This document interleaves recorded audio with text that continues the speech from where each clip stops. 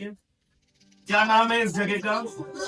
गांव है खोखसर और घाट मां नर्मदा का जो है वो खोखसर घाट है। यहाँ की महत्ता क्या है, क्यों यहाँ पर ये समाधि स्थल बने, मंदिर बने हैं, क्या हुआ था ऐसा जो यहाँ इतना अच्छा ये व्यवस्थित प्रांगण बना हुआ है?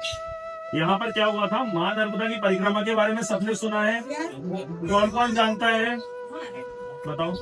सब जानते हैं ना मां नर्मदा की परिक्रमा के बारे में? तो क्या हुआ था, बहुत समय पहले की बात है, मतलब एक युग पहले की बात है। तब सबसे पहली बार मां नर्मदा की परिक्रमा किसने करी थी? मार्कंडे ऋषि ने। किसने करी थी? मार्कंडे ऋषि। मार्कंडे ऋषि के बाद मां नर्मदा की परिक्रमा बाकी टाइम नहीं हो पाए, एक युग बदल गया, तो लोगों ने मां नर्मदा की परिक्रमा बंद कर दी। लेकिन फिर क्या हुआ, फिर कौन से वाले बाबा आए? जमात वाले बाबा। कौन से वाले?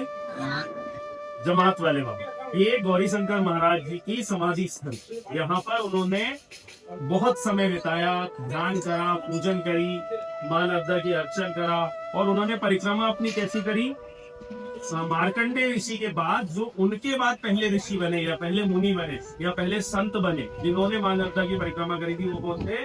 गौरी शंकर महाराज। और उन्होंने केवल मां नर्मदा की परिक्रमा नहीं करी, उन्होंने मां नर्मदा से जुड़ी हुई जितनी भी नदी मां नर्मदा में जुड़ती उन सभी नदियों की परिक्रमा करी थी। जैसे मां नर्मदा ऐसे सीधे सीधे बह रही हैं, उनसे जुड़ी हुई जितने भी उनके पार्ट्स थे उन सभी नदियों की परिक्रमा उन्होंने कितने सालों में करी थी? 13 सालों में। 13 सालों में करी थी ना ये? 13 साल 13 महीने और 13 दिन उन्होंने इतनी लंबी परिक्रमा करी थी। और सबसे बड़ी बात तो ये, आज तो आप सबके पास साधन होते हैं, जैसे हमने कर आए, गाड़ी से कर आए, लेकिन उस समय ऐसी कोई साधन और ऐसी व्यवस्थाएं नहीं थी। तब उन्होंने जाकर इतनी बड़ी परिक्रमा करी।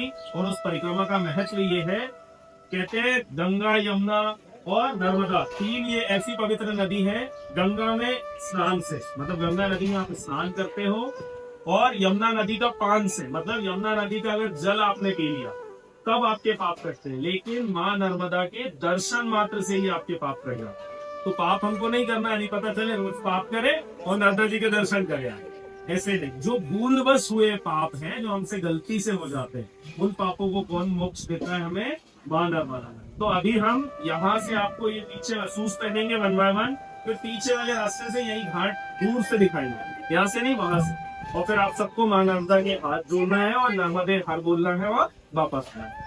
तो नर्मदा मैया की, नर्मदा मैया की, नर्मदे जिंदगी, नर्मदे हर हर।